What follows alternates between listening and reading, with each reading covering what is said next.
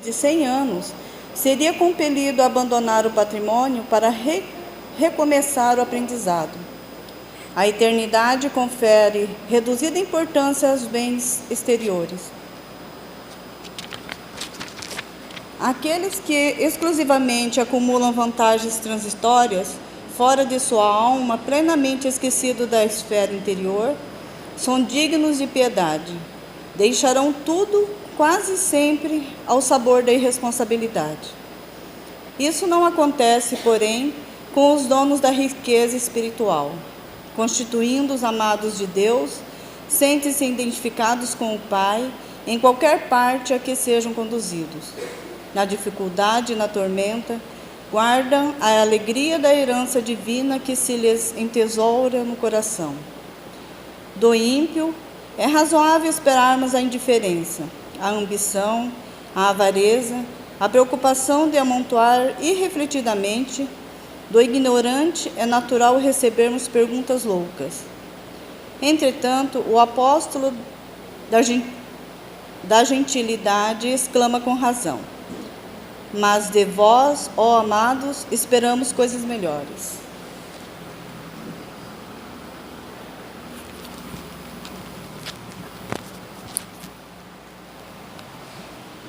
Hoje nós estamos recebendo mais uma vez a presença do Eurípides, que vem nos agraciar com uma palestra, e no sábado ele também estará aqui conosco. Boa noite, pessoal, tudo bem? Vamos fazer então a prece para a gente iniciar o nosso estudo da noite, né? Bom, Senhor, agradecemos a oportunidade de aqui estar no dia de hoje para aprender um pouco mais a respeito de Ti. Possamos sair daqui renovados, possamos sair daqui com pensamentos mais claros a respeito do caminho que devemos trilhar, do caminho que nos levará até Ti. Muito obrigado, que assim seja. Bom, o tema de hoje que a gente vai estudar vem do livro Evangelho segundo o Espiritismo, o capítulo sobre os bem-aventurados, os que são brandos e pacíficos. Além da bibliografia do Evangelho, a gente traz também os livros Rumo Certo e Fonte Viva, de Emmanuel e Chico Xavier, além de palestras de Haroldo Dutra e Rossandro Klinger. Vamos lá então. O primeiro ponto a ser analisado é a respeito das injúrias e violências. E no Evangelho a gente tem 3 passagens que isso aparece relacionado ao tema. A primeira é: bem-aventurados os que são brandos, porque possuirão a terra. Mateus. Bem-aventurados os pacíficos, porque serão chamados filhos de Deus. Mateus. E por último, sabeis o que foi dito aos antigos: não matareis, e quem quer que mate merecerá condenação pelo juízo. Eu, porém, vos digo que quem quer que se puser em cólera contra o seu irmão merecerá ser condenado no juízo. Que aquele que disser a seu irmão raca merecerá ser condenado pelo conselho, e que aquele que disser és louco merecerá ser condenado ao fogo do inferno. Também Mateus. Então essas são as passagens que falam a respeito da brandura, né, como uma virtude no Evangelho. E analisando essas passagens, Jesus faz da brandura, da moderação, da mansuetude, da paciência, uma lei. E em contrapartida, condenando todo e qualquer ato violento, toda e qualquer postura violenta, inclusive qualquer expressão descortês, mal educada para com o próximo, porque isso é faltar com a caridade. E na passagem aparece a palavra raca, né, como foi dito, e é preciso entender o significado dela para que a gente tenha uma melhor compreensão do que significava isso naquele contexto. E raca entre os hebreus era um termo desdenhoso, é um termo que significava homem que não vale nada, e se pronunciava cuspindo e virando ao lado a cabeça. E na passagem a gente vê que essa postura, né, a postura de quem desraca o seu irmão, a postura de quem é violento e tudo mais, é severamente condenada por Jesus, né? Porque diz que será condenado ao fogo do inferno, merecerá ser condenado no juízo. Então essa simples palavra traz uma conotação muito forte. E a gente se pergunta, poxa, como uma simples palavra dessa pode se revestir de tamanha gravidade, né? Então, entendendo o sentido dela, que é uma palavra que expressa homem que nada vale, a gente percebe que, além desse sentido, não é só pela palavra em si, mas porque ela traz com ela um sentimento que é contrário à lei de amor e de caridade, que deve presidir, que deve reger a relação entre nós. Então, toda e qualquer palavra, independente de qual seja, mesmo que seja uma palavra bela, digamos assim, mas que por trás traz um sentimento contrário à lei de amor e de caridade, ou seja, entretém o ódio e a animosidade, toda palavra nesse sentido é condenada por Deus. E, analisando o tema, Rossandro faz uma reflexão bastante pertinente, no sentido de que, às vezes a palavra que a gente diz, poxa, fora do contexto, ela não tem conotação alguma. Eu posso dizer, nossa, como você está linda, uma mulher falando para outra, né? Digamos assim. E em um contexto isso pode ser verdadeiro, isso pode ser genuíno, mas no outro contexto isso pode significar uma ironia, pode significar que na verdade o sentimento por trás não é um sentimento de amor para com o próximo, de união, né? De concórdia. Então, não é a palavra em si que Deus vai analisar na nossa conduta, é sim o sentimento que nós trazemos atrelado àquela palavra. Então, de nada vale se a palavra for bela, se a palavra for bonita, se ela se afastar da caridade, porque estaremos alimentando uma postura de violência, de beligerância, se afastando da afabilidade, conforme Jesus coloca, é uma lei que a gente deve buscar cumprir. E diante disso, cabe a nós a reflexão, até que ponto nós não trazemos em nosso dia a dia palavras revestidas de mel, mas que em essência trazem o veneno do orgulho, o veneno da mágoa, do ciúme, né? Da inveja muitas vezes. Então, o que nos será cobrado, digamos assim, é exatamente essa essência que nós trazemos. E Jesus já dizia, né, que nós somos sepulcros caiados, ou seja, nós, por um lado, somos brancos por fora, né? Somos alvos por fora, somos bonitos por fora, mas quando se abre o sepulcro, percebe-se a verdadeira podridão que há ali dentro. Então, Jesus condenando exatamente essa hipocrisia que nós trazemos na maioria das vezes, palavras bonitas, relacionamentos superficialmente belos e benevolentes, que emanam concórdia e união, mas que em verdade o sentimento está bem distante disso. E Rossandro ressalta que nós usamos essas máscaras, né, esse verniz social, para se relacionar, mas que em verdade a nossa postura é incongruente, ela é incompatível, porque se externamente nós estamos passando uma imagem boa, internamente a nossa imagem não é tão boa assim, o nosso sentimento é bem diferente disso, e que isso cria uma cisão dentro de nós, né? E enquanto espíritos, a gente deve caminhar no sentido de ser cada vez mais congruente, de ser cada vez mais íntegro, né? No sentido de que a gente sentir verdadeiramente aquilo que falamos e vice-versa. Por fim, uma última análise dentro desse contexto do primeiro ponto do Evangelho, injúrias e violências, vem o questionamento: por que os brandos e pacíficos possuirão a terra, né? E a explicação que Jesus queria, digamos, aquele tempo predizer o que iria acontecer, é que se por um lado ainda hoje os bens da terra são assambarcados pelos violentos, haverá o dia em que os benevolentes, em que os mansos e os pacíficos se apropriarão desses bens, em virtude do processo de regeneração que o planeta já vem sofrendo. Então, se hoje esses brandos, pacíficos, mansos, sofrem o peso dos maus, que violentamente dominam tudo, haverá um dia em que esses maus serão naturalmente expulsos e sairão da terra, e os mansos e pacíficos naturalmente dominarão. Então é isso que Jesus queria dizer ao colocar essa questão. Bom, o segundo ponto da nossa análise é a virtude da paciência.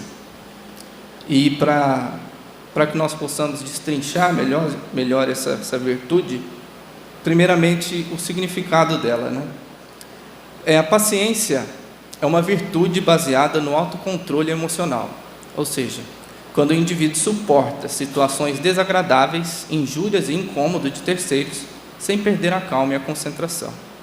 Então, a paciência, conforme está exposto aqui, é essa nossa capacidade de resistir com equilíbrio, independente das tribulações que nós estejamos sofrendo. Então, é conseguir ter um autocontrole emocional independente do ambiente externo. Então, essa é a primeira conotação da paciência. E a segunda seria a faculdade de não desistir de algo, ou seja, de persistir, de perseverança e de constância. Então, tendo por base esses dois significados de paciência, a gente agora vai para a análise. E se a gente fosse imaginar que tudo que a gente quisesse, a gente tivesse no momento que nos aprovesse, a gente, por exemplo, se tivesse a casa que queria amanhã, a casa dos nossos sonhos amanhã, se pudesse ter o carro que desejamos hoje, se pudéssemos ter o cônjuge difícil renovado instantaneamente, o colega de trabalho difícil transformado num ser humilde e compreensivo, se pudéssemos vencer a nossa enfermidade também da noite para o dia, superar a dificuldade financeira da noite para o dia, será que a gente precisaria de paciência? Então, a paciência torna-se uma virtude necessária na medida em que ela nos auxilia nesse suporte, diante das dificuldades que nos surgem. Assim, é preciso paciência para vencer a dificuldade financeira, é preciso paciência para viver com um cônjuge difícil, para conviver com um colega de trabalho difícil e assim por diante.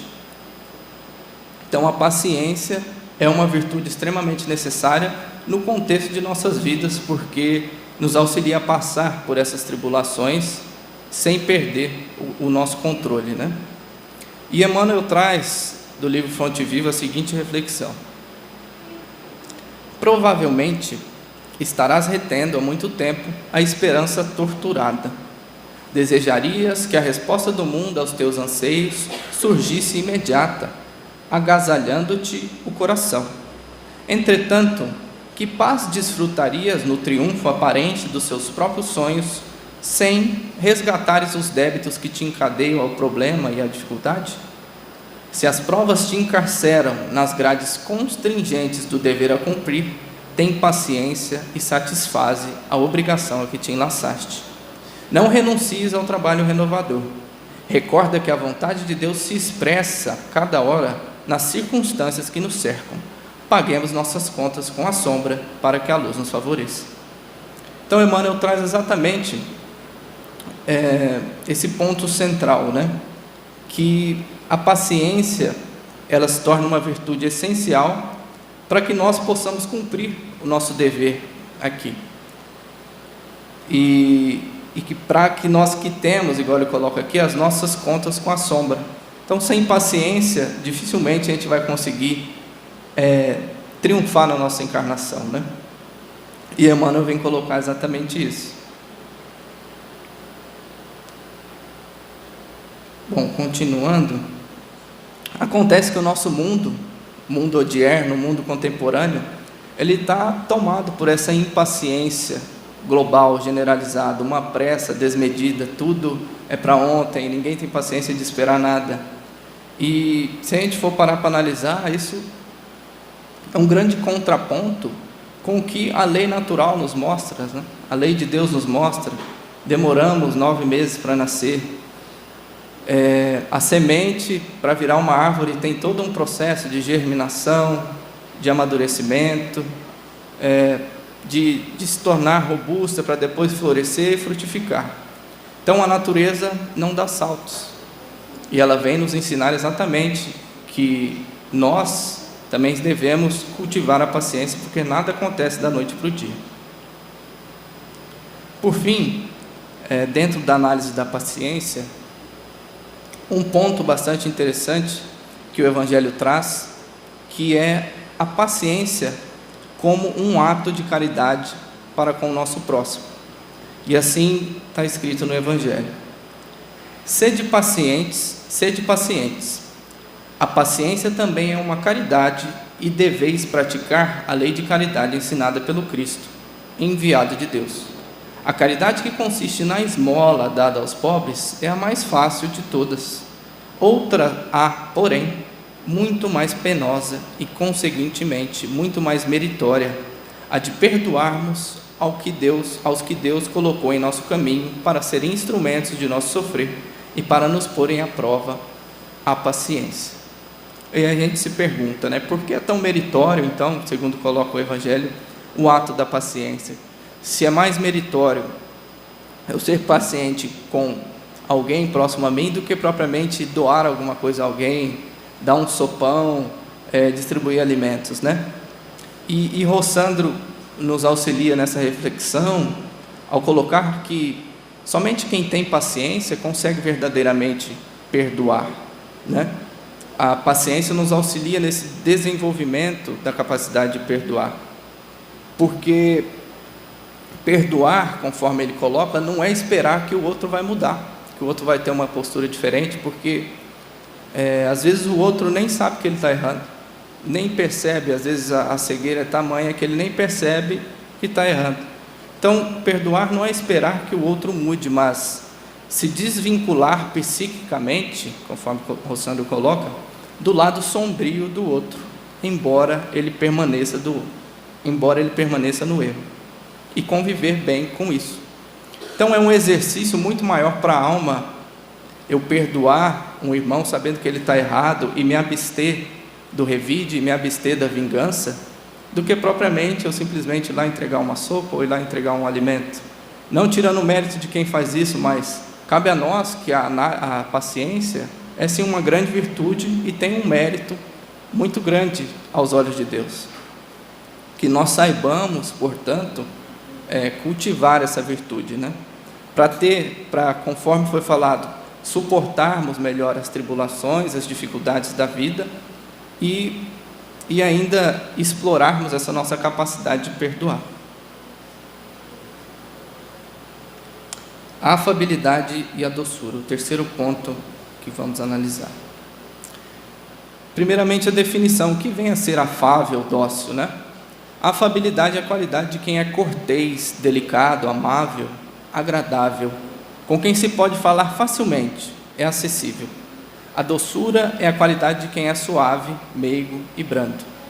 A afabilidade e a doçura se originam da benevolência, e por sua vez é fruto do amor ao próximo, esforçando-se para compreender e aceitar as pessoas como são.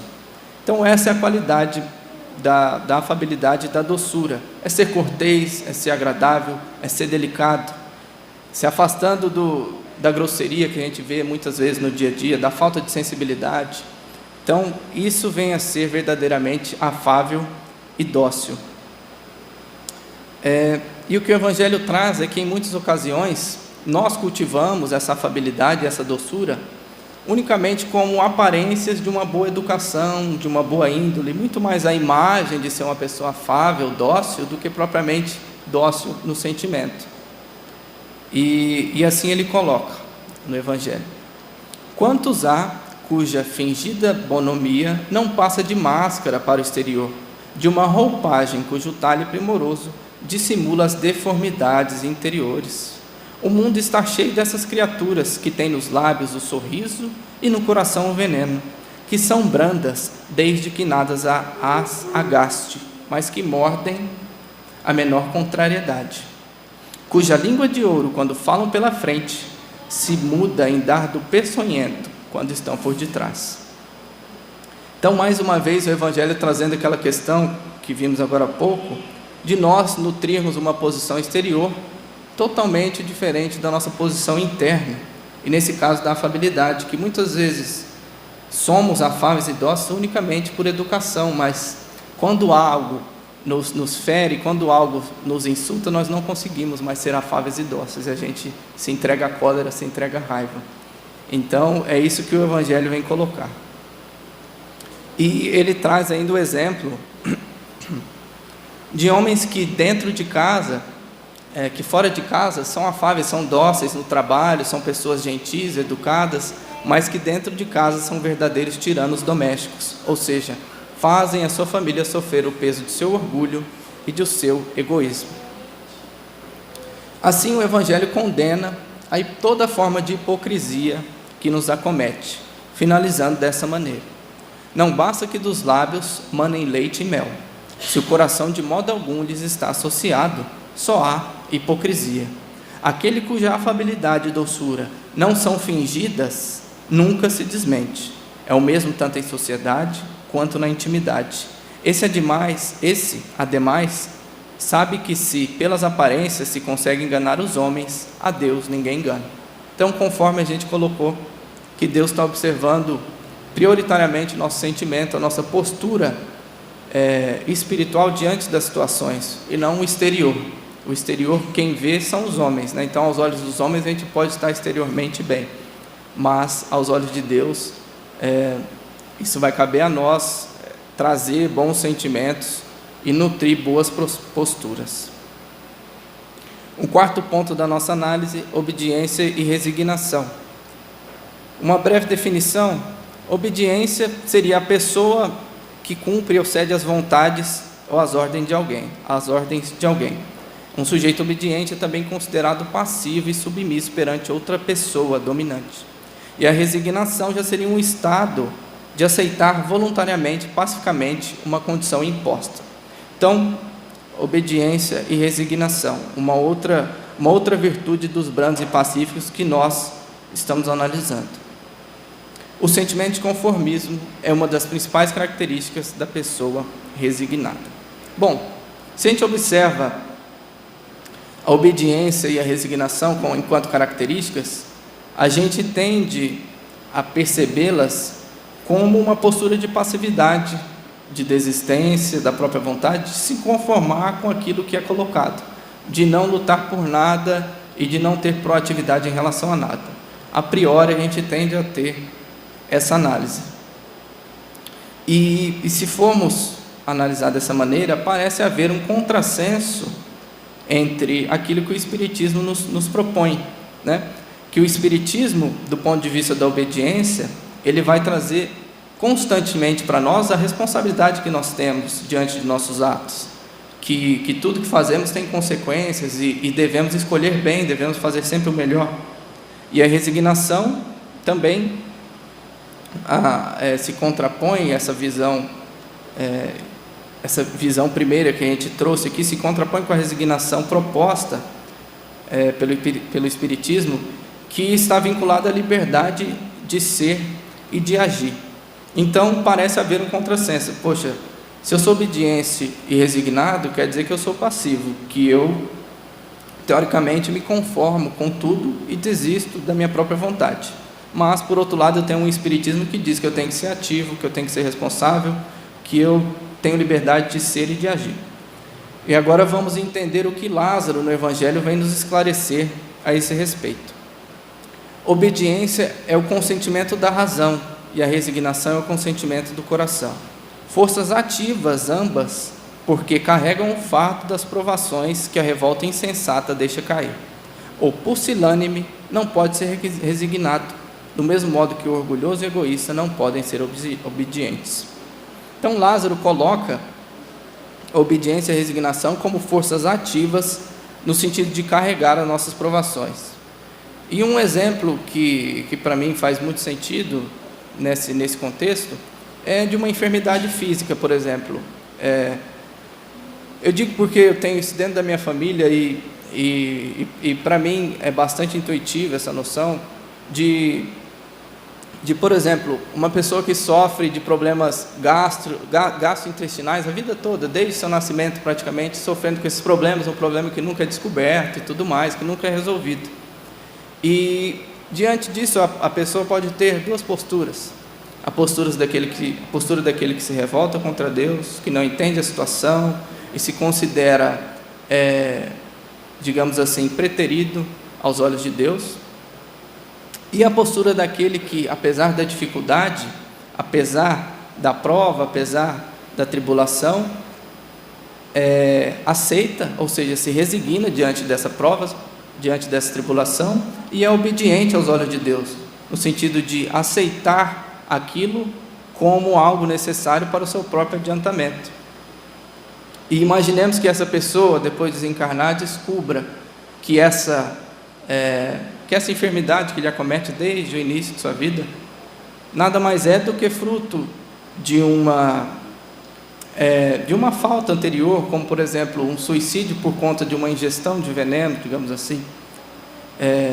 Então a postura que nós devemos ter diante das dificuldades da vida é exatamente essa postura de obediência e de resignação ativas, no sentido de que eu aceito o que Deus está colocando para mim, enquanto prova, enquanto dificuldade, mas continuo trabalhando para superar isso. E não é uma postura daquele que entrega passivamente tudo. Então, obediência, compreender de forma raciocinada as dificuldades da vida.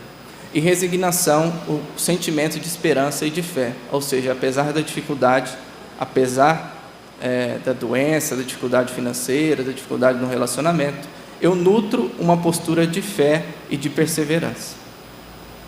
Bom, assim, se a gente se submete à vontade de Deus, a gente está confiando na benevolência dele, e essa postura de aceitação é um ato de fé, né? E a gente aceita o buril que Deus lança, que nos dá, que Deus lança a nós, para lapidar a nossa alma. Então, esse é a postura que nós devemos ter. E a resignação e a obediência são essenciais nesse sentido. Toda resistência orgulhosa terá de, cedo ou tarde, ser vencida. Bem-aventurados, no entanto, os que são brandos, pois prestarão dócil ouvido aos ensinos. Lázaro, Paris, 1863. Então, aquele que se revolta, aquele que age com orgulho, com egoísmo, no sentido de que eu não aceito isso que é colocado para mim, ele vai ser vencido, Deus vai vencê-lo. Talvez não agora, mas ali adiante sim. E por fim, para finalizar, a postura da cólera, ou seja, a cólera enquanto sombra, né? que vai exatamente na direção contrária da brandura, da passividade, que é o que a gente vem estudando. A cólera nada mais é que uma irritação forte, uma ira, um impulso violento contra aquilo que nos ofende ou indigna. E a causa da cólera, ou seja, dessa raiva aprofundada, é exatamente no nosso orgulho, quando nós não suportamos uma comparação, quando alguém fala alguma coisa que nos aborrece, então a gente se entrega à cólera, a gente se entrega à raiva. E a cólera, portanto, ela fere, ela rompe com toda essa postura de brandura e de afabilidade que a gente vem trabalhando. E além disso, ela vai comprometer a saúde do indivíduo, então ela tem um ponto negativo nesse sentido, além de talvez comprometer toda uma encarnação.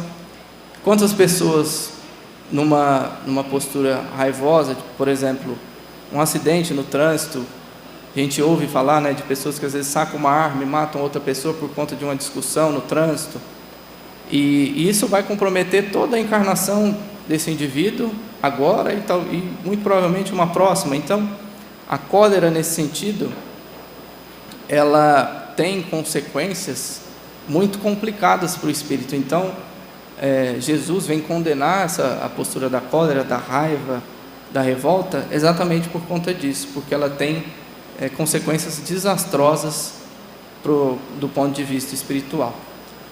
E Haroldo traz uma reflexão nesse sentido, da seguinte maneira, que ao enfatizar que a cólera, sendo um ato de violência, sendo um ato impensado, acaba por esgotar a médio e longo prazo as energias do espírito, né?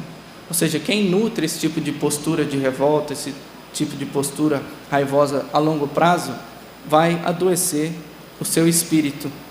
E ele dá um exemplo muito, acho que praticamente todos aqui já podem ter vivenciado, no sentido de que quando estamos num ambiente de trabalho, por exemplo, fraterno, amigável, em que a caridade impera, a gente consegue trabalhar por longas horas, por longo período, às vezes estender o horário de trabalho, sem nos sentir cansados, né?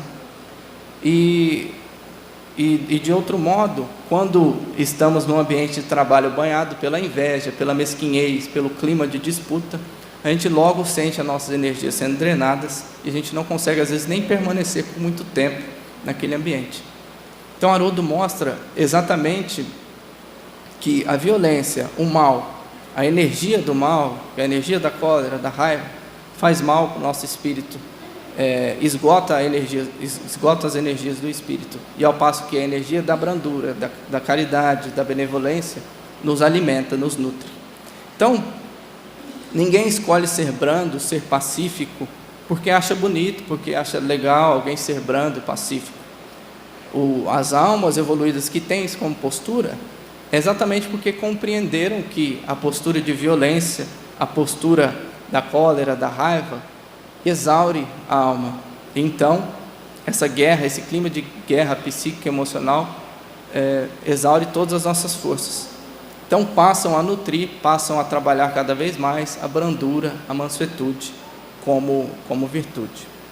Então, é isso que eu tinha para trazer para vocês, trazer a importância de treinar, de exercitar essa brandura e essa passividade dentro de nós, que sem dúvida alguma só tem benefícios, né? E mostrar que o outro lado, o lado da cólera, o lado da raiva, ele exaure, ele acaba com a energia do espírito, né? É isso. Se alguém tiver alguma colocação a fazer, alguma dúvida, eu estou à disposição. Se não, qual que seria a próxima atividade? A gente só fazer uma oração de encerramento. Tá, beleza. Vamos fazer então uma oração para encerrar. Senhor, agradecemos por mais esse dia de conhecimento, de aprendizado, e que possamos refletir, possamos trabalhar em nós interiormente a questão da brandura, da passividade, da resignação, da obediência, da paciência, para cada vez mais nos aprofundarmos nessas virtudes e nos afastarmos da raiva, da cólera, uma vez que nos foi aqui mostrado que essa postura nos nutre, que essa postura nos mantém em sintonia contigo. Muito obrigado, Senhor, e assim seja.